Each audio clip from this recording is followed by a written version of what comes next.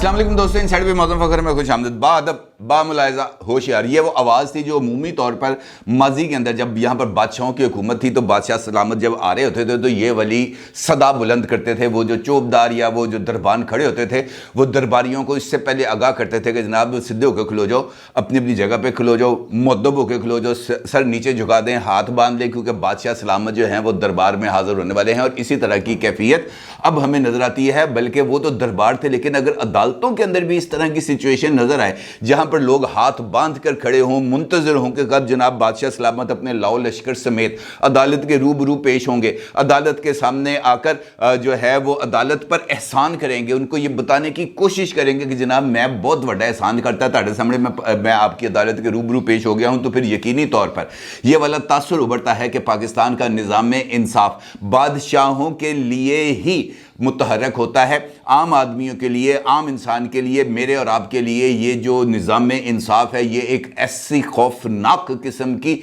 चाबुक बन जाता है जो बरसता है तो जिस्म के ऊपर निशान बना देता है। वो कहते हैं पंजाबी के अंदर लासा पा देना, लासा पै जानी है पैन। ये जब ये जो निज़ाम इंसाफ है, लेकिन जब इसके सामने इमरान खान जैसे ताकतवर पेश होते हैं तो ये वो नहीं कहते, वो उर्दू के अंदर दीदा रा फर्श रा पता नहीं क्या वो हो जाते हैं। और जब ये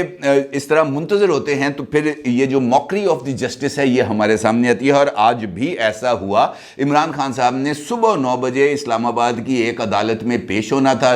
बैंकिंग कोर्ट में पेश होना था, रक्षिंदा शाहीन साहबा की अदालत में पेश होना था, लेकिन इमरान खान साहब जनाब लाहौर से ही 10:30 बजे के 8:30 बजे के करीब रवाना हुए। और जिस वक्त मैं ये वीडियो रिकॉर्ड कर रहा हूं वो अपने लाओ लश्कर समेत इस्लामाबाद की हदूद में दाखिल हो चुके हैं। और इसके हवाले से पाकिस्तान तहरीक इंसाफ के ऑफिशियल सोशल मीडिया अकाउंट्स से ये खबर को शेयर किया जा रहा है कि लाखों गाड़ियां इमरान खान साहब के साथ इस्लामाबाद की हदूद में दाखिल हो गई हैं और इमरान खान साहब अपने कारकुनान के एक अजीम शान जुलूस के हमरा अदालत के रूबरू पेश होंगे। अब मुझे ये बात समझ में नहीं आ रही कि इमरान खान साहब अदालत के रूबरू पेश होंगे या अदालत उनके रूबरू पेश होगी, क्योंकि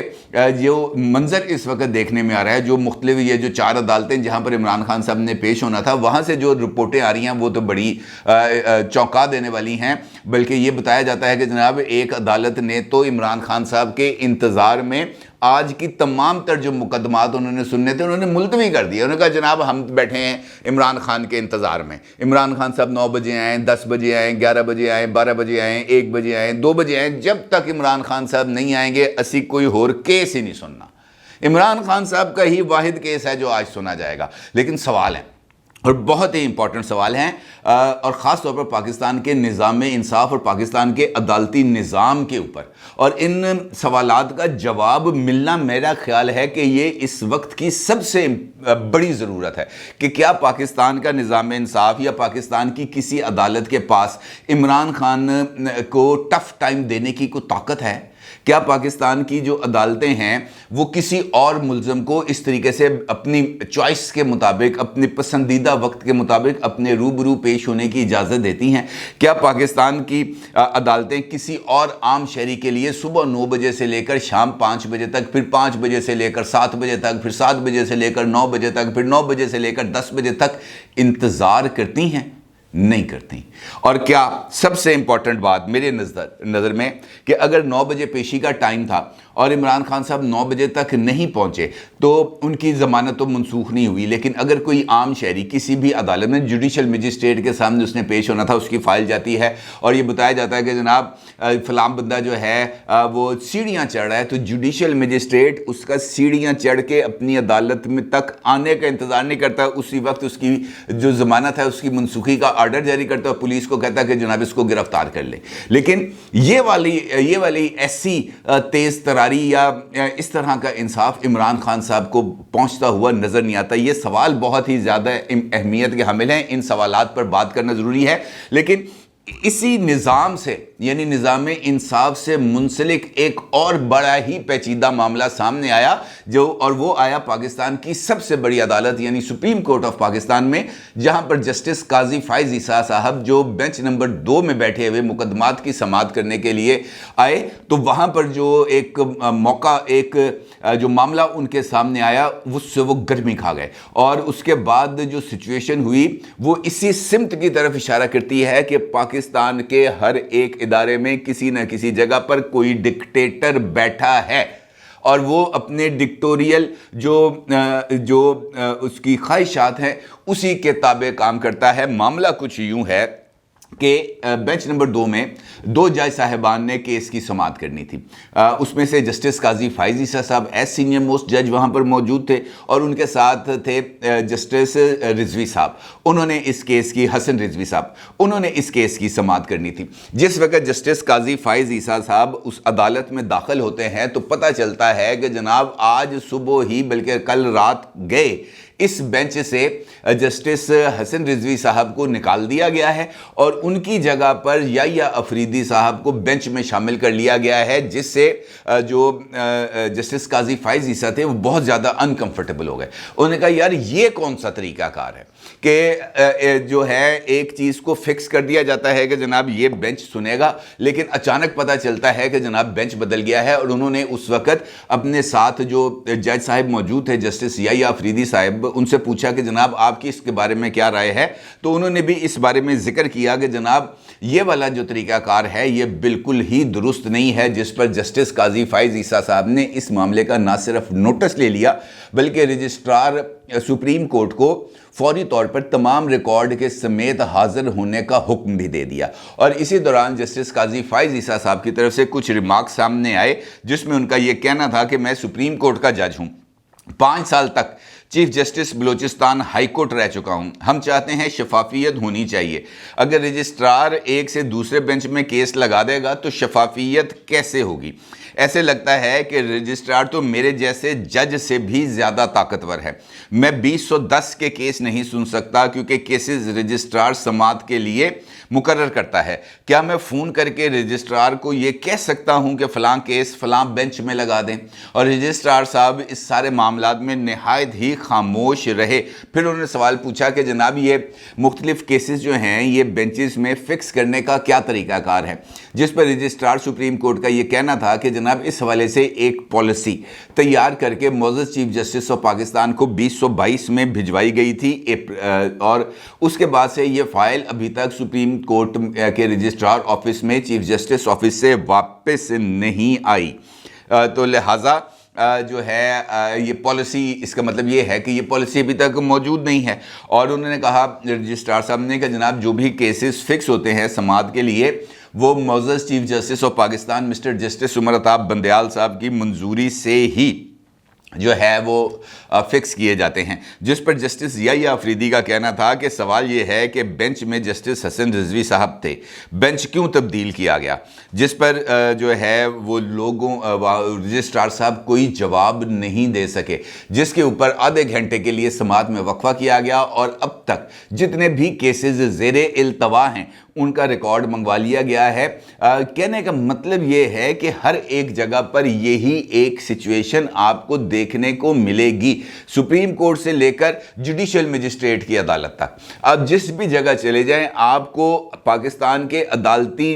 نظام کے اندر سب کچھ ملے گا، انصاف نہیں ملے گا۔ سب کچھ اویلیبل ہے، کمرے بنے ہوئے ہیں، اے سی لگے ہوئے ہیں، جج صاحب بیٹھے ہیں، گاڑیاں ہیں، پٹرول ہے، گھر ہیں، منشی ہیں، ریڈر ہیں، پتہ نہیں کیا کیا ہے۔ لیکن اس سارے عمل کے دوران اگر کسی جگہ پر کوئی کیجویلٹی ہوتی ہے تو وہ کیجویلٹی آف جسٹس ہے، اس کے علاوہ آپ کو کچھ نہیں ملے گا۔ یہ جو باتیں، یہ جو چیزیں ہیں یہ اس سمت کی طرف اشارہ کرتی ہیں کہ پاکستان میں سب سے زیادہ جو جماعت جو انصاف کے نام پر بنی ہے، انصاف جس کے نام کا حصہ ہے، وہی انصاف کے راستے میں اس وقت سب سے بڑی رکاوٹ بنی ہے۔ یہ کبھی کسی جگہ پر آپ نے دیکھا کہ ایک عدالت کے اندر، بلکہ میں نے ایک ویڈیو کے اندر آپ کو مثال دی تھی لاہور ہائی کورٹ کی، کہ لاہور ہائی کورٹ کے جو معزز چیف جسٹس ہیں ان کی عدالت کے اندر ایک کیس لگا ہوا تھا، مریم نواز صاحبہ کا کیس تھا، اور ان کے جو وکیل ہیں امجد پرویز بٹ صاحب، وہ ایک دوسرے بینچ سے کیس ختم کر کے فاضل چیف جسٹس کی عدالت میں آ رہے تھے، اور جس وقت وہ عدالت میں داخل ہو رہے تھے اس وقت چیف جسٹس صاحب ان کی عدم پیشی کے اوپر یعنی عدم حاضری پر اس کیس کو 7 دن کے لیے جو ہے وہ مؤخر کر رہے تھے۔ اور اسی دوران امجد پرویز بٹ صاحب نے کہا کہ جناب میں آ گیا، تو چیف جسٹس صاحب نے کہا میں اب آرڈر لکھوا چکا ہوں، اب 7 دن بعد آئیے گا، نکلو یہاں سے۔ یہ نظام انصاف.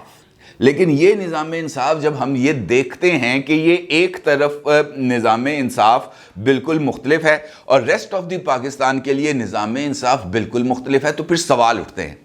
یہ جو سوال کل پیدا ہوئے جسٹس عطر من اللہ صاحب کی طرف سے، یہ بھی اسی سمت کی طرف اشارہ کرتے ہیں کہ 4 جج صاحبان کی طرف سے یہ کہا گیا کہ جناب